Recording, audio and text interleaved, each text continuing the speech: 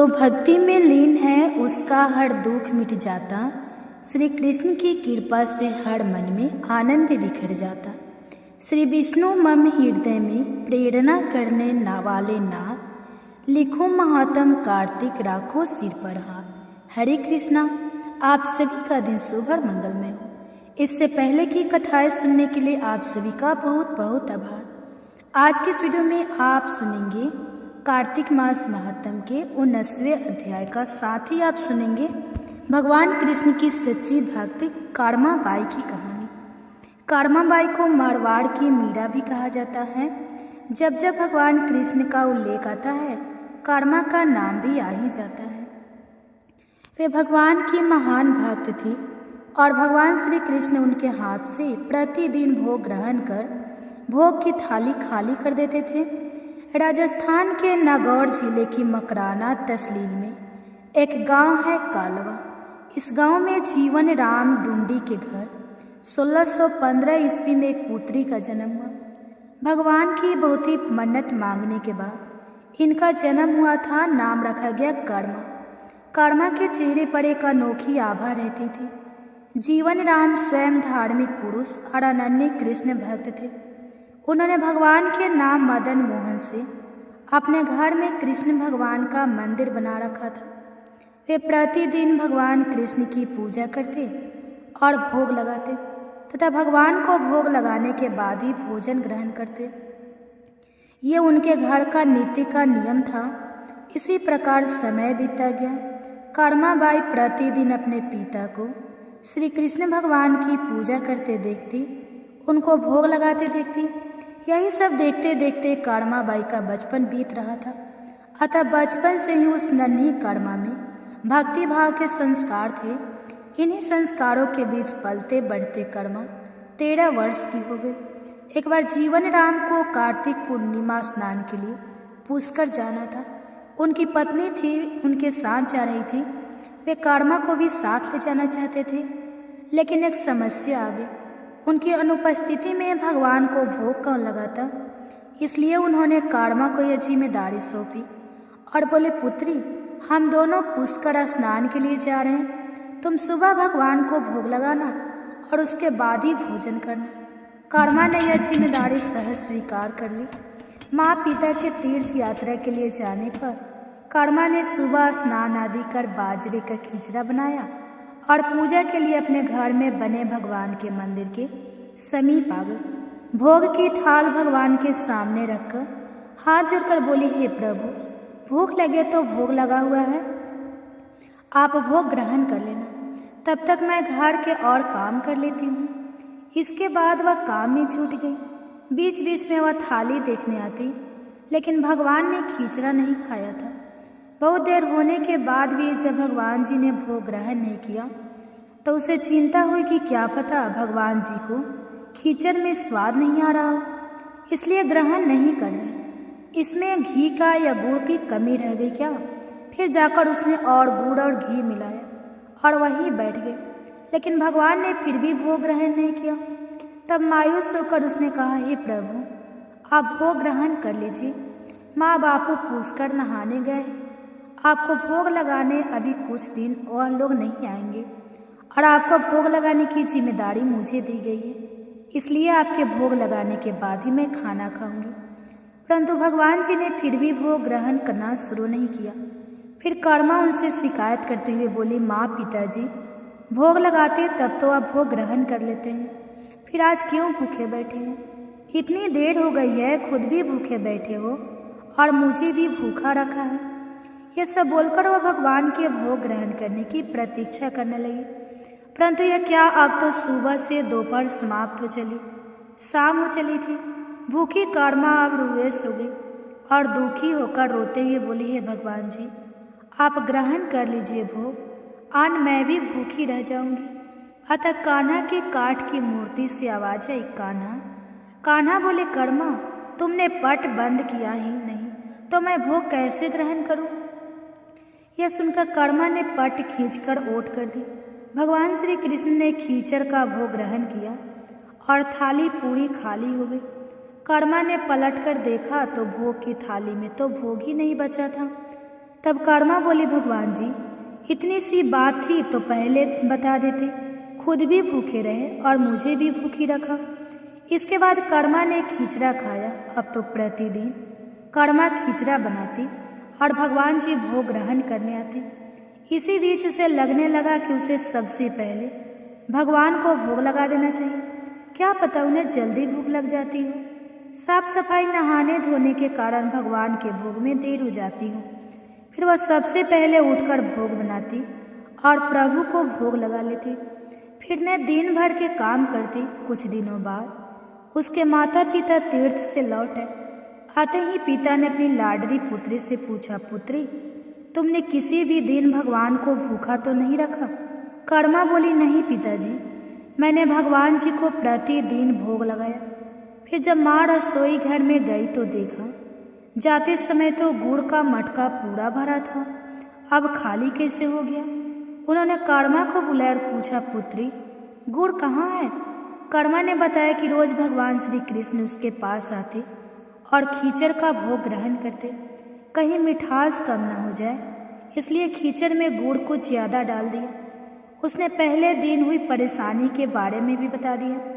कर्मा ने कहा, भगवान जी ने बहुत देर तक ग्रहण ही नहीं किया था, भोग नहीं ग्रहण किया, फिर पट बंद करने पर किया। यह सुनकर माता पिता चकित रह गए। वे जिन ईश्वर के आशीर्वाद हेतु इतनी दूर तीर्थ यात्रा पर गए थे, जिन्हें पाने के लिए लोग ना जाने क्या क्या करते हैं, कहाँ कहाँ ढूंढते हैं, वे भगवान उनकी बेटी के हाथ से उनके घर में खिचड़ा खाते हैं। ये कैसे संभव है? उन्हें चिंता भी हुई कि बेटी बावली तो नहीं हो गई है। यह भी सोच लिया कि क्या पता कर्मा ने ही पूरा गुड़ खा लिया हो। इस पर कर्मा ने कहा, अगर आपको यकीन नहीं है तो कल देख लीजिएगा, मैं खुद भगवान को भोग लगाऊंगी। इस आश्चर्य से वे रात भर सो नहीं पाए। दूसरे दिन कर्मा ने खिचड़ा बनाया और मंदिर में भोग की थाली रखकर पट बंद कर दिया और बोली, हे भगवान जी, यह लोग नहीं मान रहे हैं कि मैंने आपको ही गुड़ खिलाया है। अब भोग खाकर आप स्वयं सिद्ध कर दीजिए। भक्त की पुकार सुन भगवान को तो आना ही था और कान्हा जी खिचड़ा खाने आ गए। जब पट खुला तो जीवन राम और उनकी पत्नी आश्चर्यचकित थे कि भोग की थाली में भोग बचा ही नहीं है। फिर कर्मा का जीवन प्रतिदिन भोग लगाते ही निकला। जब उनके माता पिता नहीं रहे तब वे एक दिन अपने कान्हा की मूर्ति साथ लेकर तीर्थ यात्रा के लिए निकल पड़ी। परंतु भगवान की कृपा से उन्हें हर दिन खिचड़ा बनाने की सामग्री मिल ही जाती और वे प्रतिदिन कान्हा को खिचड़ा खिला लेती।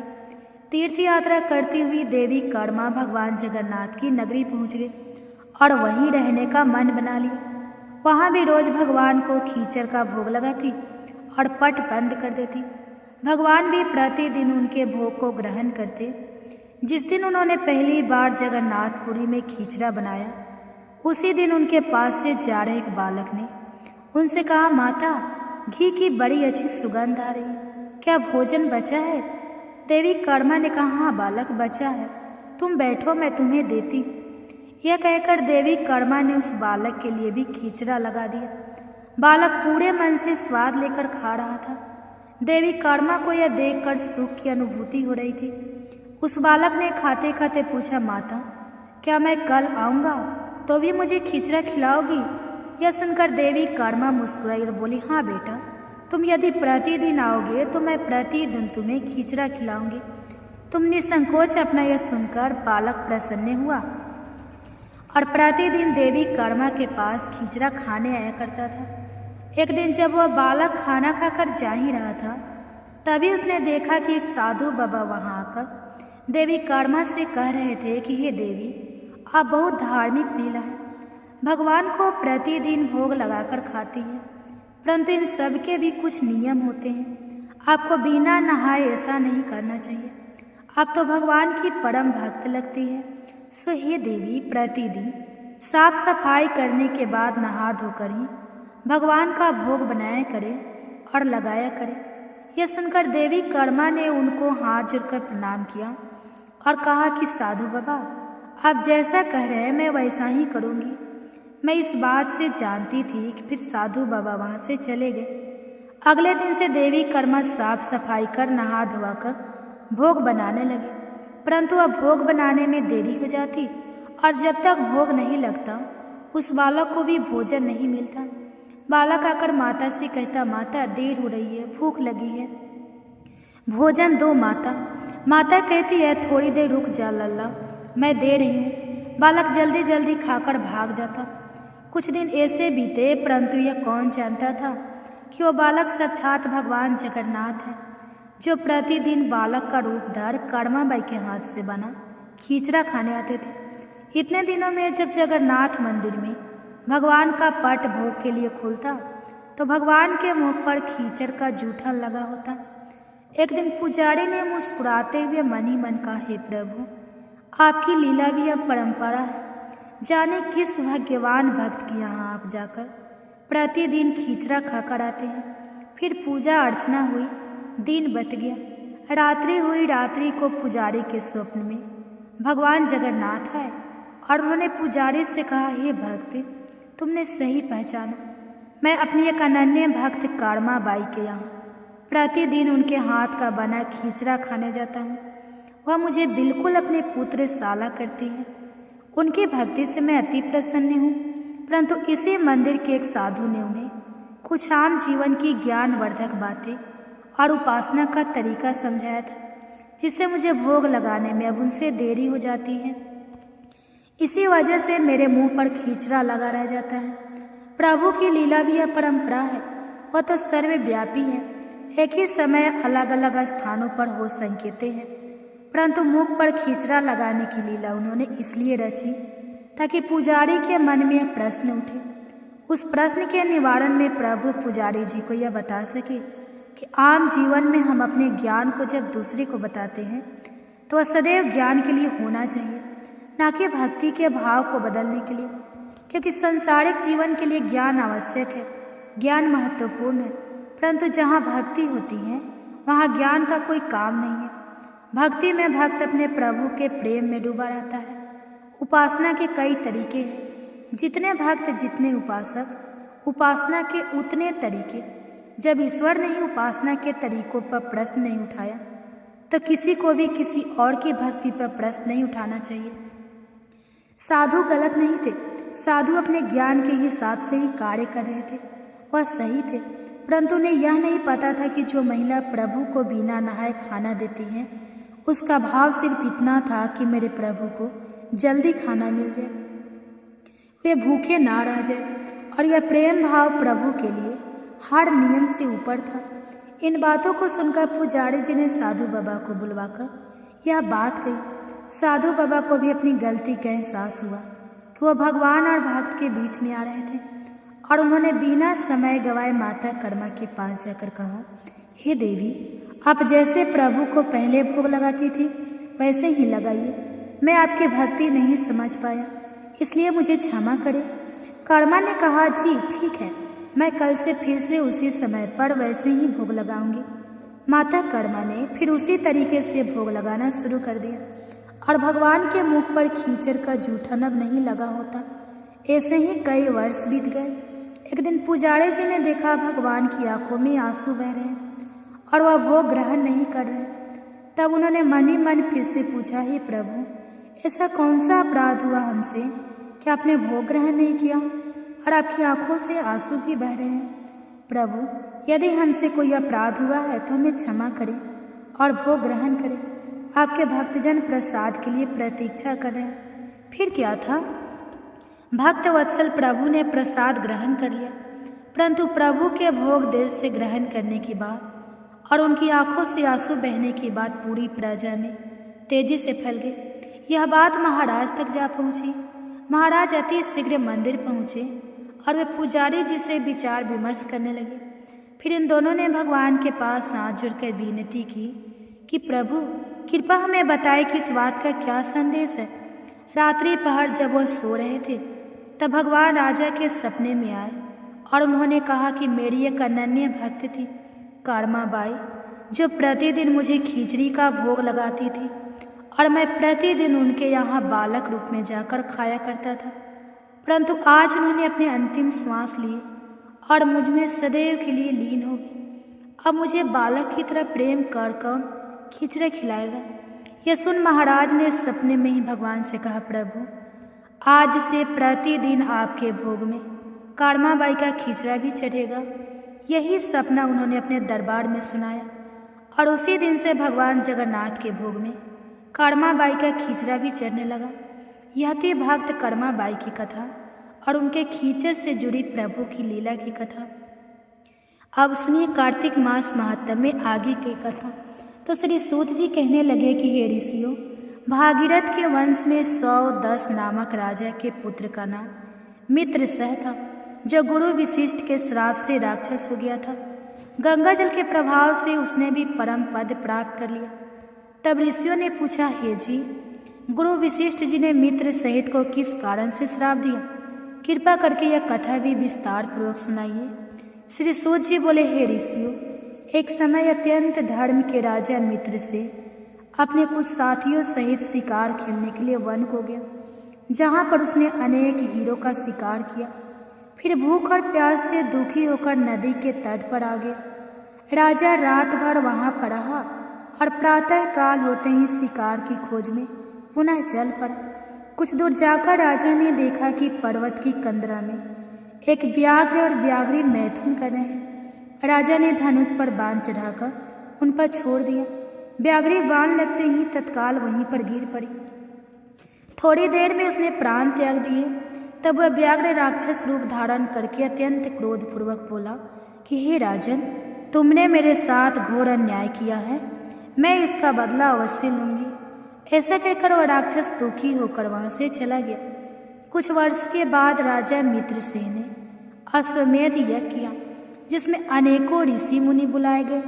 गुरु वशिष्ठ जी ने ब्रह्मा विष्णु आदि देवताओं को विधि पूर्वक हवि देकर यज्ञ समाप्त किया और फिर स्नान करने के लिए नदी के तट पर चले गए। गुरु वशिष्ठ जी के यज्ञ मंडप से जाते ही और राक्षस जिसकी पत्नी व्याघ्र को राजा ने वन में मार दिया था, बदला लेने के लिए उसी यज्ञ स्थल पर आ गया। वह कैसे आया? उसने गुरु वशिष्ठ का ही रूप धर लिया और गुरु वशिष्ठ का रूप धरकर वह राजा से कहने लगा कि हे राजन, हम मांस खाएंगे, इसलिए हमारे लिए मांस बनवाया जाए, हम स्नान करके भी आते हैं। ऐसा कहकर वह वहाँ से चला गया और फिर रसोइये का रूप धारण करके मनुष्य का मांस पकाकर रख दिया। जब उधर वास्तविक गुरु वशिष्ठ जी स्नान करके वापस आए तो राजा ने सोने के थाल में सजा हुआ मांस मिश्रित भोजन उनके आगे परोस दिया। अब ऋषि मुनि भी भला कहीं मांस का सेवन करते हैं क्या? जब गुरुजी ने ज्ञान दृष्टि से देखा कि भोजन तो मनुष्य के मांस से बना हुआ है, तो वशिष्ठ जी ने क्रोधित होकर राजा को श्राप दे डाला, हे राजन, तुमने हमको मांस मिश्रित राक्षसों के खाने योग्य भोजन दिया है, इसलिए तुम राक्षस हो जाओ। वशिष्ठ जी का श्राप सुनकर राजा बड़े असमंजस में पड़ गया कि कहा तो गुरुजी ने खुद ही मुझसे कहा था कि मेरे लिए मांस पकाया जाए, अब मांस परोसा तो मुझे श्राप दे रहे हैं। यह सुनकर राजा ने विनयपूर्वक कहा, हे गुरुदेव, क्रोध मत कीजिए, आपकी आज्ञा से ही तो ऐसा भोजन बनवाया गया है। राजा की यह बात सुनकर गुरु वशिष्ठ जी सोच में पड़ गए। उन्होंने ध्यान लगाया, ध्यान धरकर देखा और फिर राक्षस द्वारा चले जाने का संपूर्ण वृतांत राजा को बता दिया। तब राजा भी निरपराध श्राप दिए जाने के कारण अंजलि में जल लेकर उन्हें श्राप देने को तत्पर हुआ। ठीक उसी समय उसकी रानी दयमती आकर कहने लगी कि राजन, आप तो क्षत्रिय हैं, इसलिए क्रोध का परित्याग कीजिए और जो कुछ आपके भाग्य में लिखा था उसे भोगिए। जो मनुष्य अपने गुरु पर रोष करता है वह वन में जाकर ब्रह्मा राक्षस हो जाता है, इसलिए आप शांति रहिए।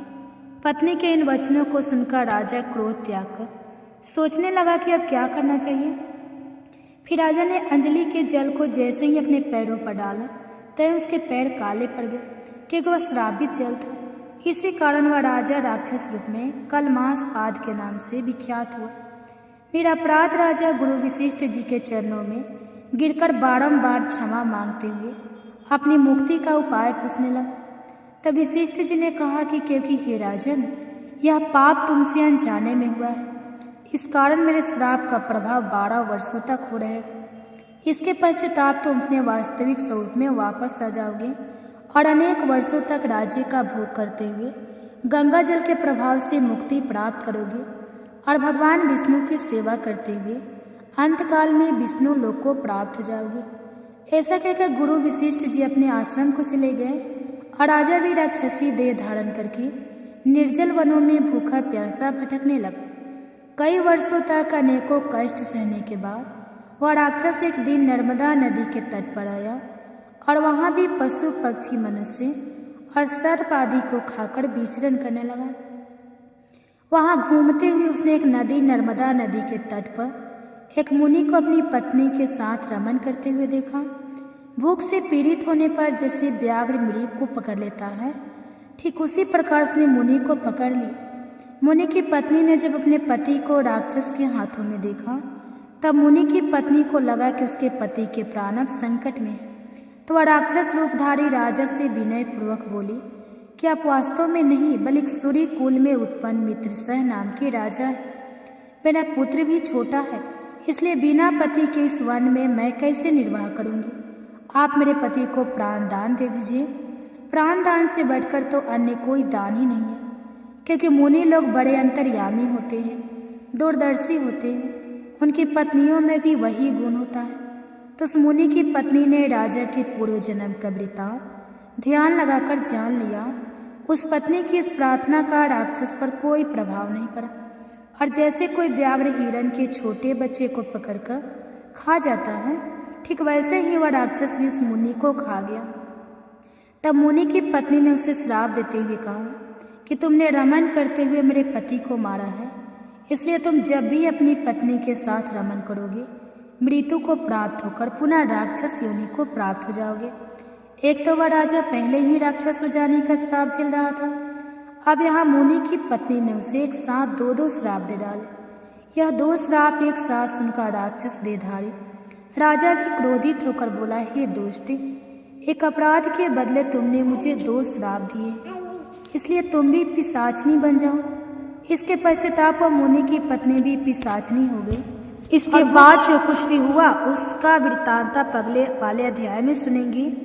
अब सुनिए श्री तुलसी चालीसा पाठ और तुलसी माता की आरती। जैसी भवती सत्यवती सुखदनी नमो नमः। हरि प्रेसी श्री वृंदा गुण खानी। श्री हरि शीस विरजन देहु अमर वर्य बेजन हित। हे वृंदावनी अब ना करहु विलंब। धन्य धन्य श्री तुलसी माता महिमा।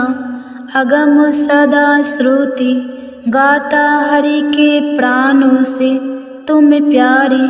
हरहि हेतु किन हो तपरी।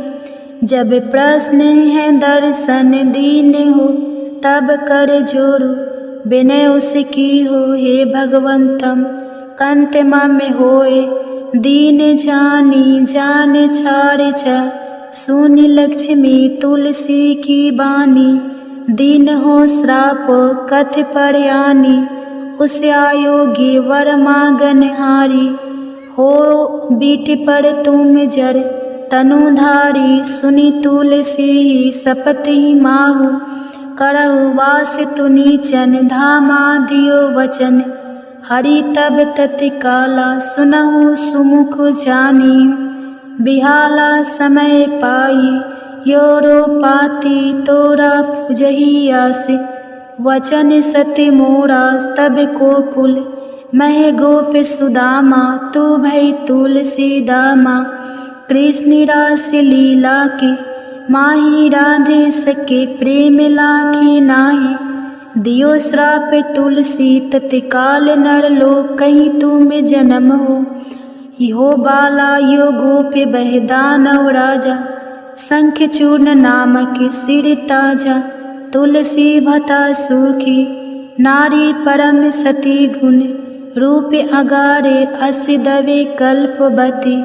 जब गए कल्प तृतीय जन्म तब भय हो। वृंदा नाम भयो तुलसी को असुर जलंधर। नाम पति को कर अति बंद अतुर बल। धामा किन्हा शंकर से संग्रामा जब निज सने। सहित शिव हारे मरही ना तब कर हर की। पुकारे पतिव्रता वृंदा थी, नारी को न सके पतहि संगहारी, तब जलंधर ही भेष बनाई, वृंदा ढीग हरि पहुँचो जा, शिव हित लही करी कपट प्रसंगा, कियो सती त्वे धर्म तो ही भंगा, भयो जलंधर कर संगहारा सुनी, पुरुषों के उपारा ही छन की दियो कपट, हरि तारी लखी वृंदा दुख गिरा, उचार जलंधर जसे हते अभीता, सोई रावण दस हरहि सीता, हास्य प्रस्तर सम हृदय, तुम्हारा धर्म खंडे माँ में पति सहारा, यही कारण लई श्राप हमारा होए तनुपासन, तुम्हारा सुनी हरि तुरंत ही वजन, उचार दियो श्राप बीना, विचारो लखे नानी जी कर तू, तपति को लन हियो जब पार्वती को जरमति, तू अस हो जर रूपा, जग मह तुलसी बिटपे अनूपा, धगवर रूपे हर साली ग्रामा, नंदी गंडक बिच लालामा, जो तुलसी दल हम ही चढ़ाई है, सब सुख भोग परम पद पाई है, बिन तुलसी हरि जलत शरीरा, अतिशय उठत शीस उड़े पीरा, जो तुलसी दल हरि सिर धारित, सहस्त्र घट अमृत डारित, तुलसी हरि मन रंजन, हारी रोग दोष दुख भंजन, हारी प्रेम सहित हरि भंजन, निरंतर तुलसी राधा में नाही, अंतर व्यंजन हो छप्पन, हो प्रकार बीन तुलसी दल ना हरहि, प्यारा सकल तीर्थ तुलसी तर छाही लह दे, मुक्ति जन संशय नाही कवि सुंदर, एक हरि गुण गावत, तुलस ही निकट सहस गुने पावत, बसत निकट दुर्वासा, धामा जो प्रयास ते पूर्व ललामा पाठे करही, जो नित नर नारी होई सुख भाषा ही त्रिपुरारी, तुलसी चालीसा पढ़ी तुलसी तरु गिरिधारी, दीपदान करी पुत्र फल पावा, बंध नारी सकल दुख दरिद्र हरि, हारि परम प्रसन्न आसी, धन जन गही कर बसही पूर्णात्रही, अभिमत फल जगत महिला ही पूर्ण सब काम कज दलही, तुलसी तक सहज बसही, हरि राम तुलसी महिमा, नाम लख तुलसी सुत सुखी, राम मानस चालीसा, रचो जग मह तुलसी दास। प्रेम से बोली तुलसी महारानी की जय। जय तुलसी महारानी नमो नमः, हर की पटरानी नमो नमः, तुलसी महारानी नमो नमः, धन्य तुलसी पुरन तप कीनो, शालीग्राम बनी पटरानी नमो नमः, तुलसी महारानी नमो नमः, हर की पटरानी नमो नमः, जाके पत्र मंजरी कोमल श्रीपति, कमल चरण लपेटानी नमो नमः, तुलसी महारानी नमो नमः, हरि की पटरानी नमो नमः, कौन महीने बोई रानी, तुलसा कौन महीने हुई हरियाली, नमो नमः, तुलसी महारानी नमो नमः, हर की पटरानी नमो नमः, कौन महीने हुई तेरा पूजा, कौन महीने हुई पटरानी नमो नमः, तुलसा महारानी नमो नमः, आषाढ़ मास में बोई रानी तुलसा, सावन महीने हुई हरियाली, नमो नमः, तुलसी महारानी नमो नमः, हरि की पटरानी नमो नमः, कार्तिक मास में हुई तेरी पूजा, मंगशीर मास हुई पटरानी नमो नमः, तुलसी महारानी नमो नमः, हर की पटरानी नमो नमः, धूप दीप नैवेद्य आरती पुष्पन की वर्षा बरसानी नमो नमः, तुलसी महारानी नमो नमः, हरि की पटरानी नमो नमः, 56 भोग 36 व्यंजन, बिन तुलसी हरि एक न मानी, नमो नमः, तुलसी महारानी नमो नमः। हरि की पटरानी नमो नमः। जो तुलसी को सवेरे गाए, श्री कृष्ण के दर्शन पाए, नमो नमः। तुलसी महारानी नमो नमः। हर की पटरानी नमो नमः। जो तुलसी को दोपहर गाए, खीर खांड का भोग लगाए, नमो नमः। तुलसी महारानी नमो नमः। हरि की पटरानी नमो नमः। जो तुलसी को सांझ को गाए, श्री कृष्ण की आरती उतारे, नमो नमः। तुलसी महारानी नमो नमः। हरि की पटरानी नमो नमः। जो तुलसी को रात को गाए, श्री कृष्ण के चरण दबाए, नमो नमः। तुलसी महारानी नमो नमः। हरि की पटरानी नमो नमः। सब सखी मैया तेरा यश गावे, भक्ति दान दीज महारानी, नमो नमः। तुलसी महारानी नमो नमः। हरि की पटरानी नमो नमः। तुलसी महारानी नमो नमः। हरि की पटरानी नमो नमः। तो उम्मीद है आज की यह वीडियो आपको पसंद आई होगी। अगर वीडियो पसंद आता है तो प्लीज़ वीडियो को लाइक कीजिए, चैनल को सब्सक्राइब कर दीजिए और साथ ही हो सके तो और भी फैमिली फ्रेंड के साथ शेयर कीजिए। आप सभी का कथा सुनने के लिए तहे दिल से धन्यवाद।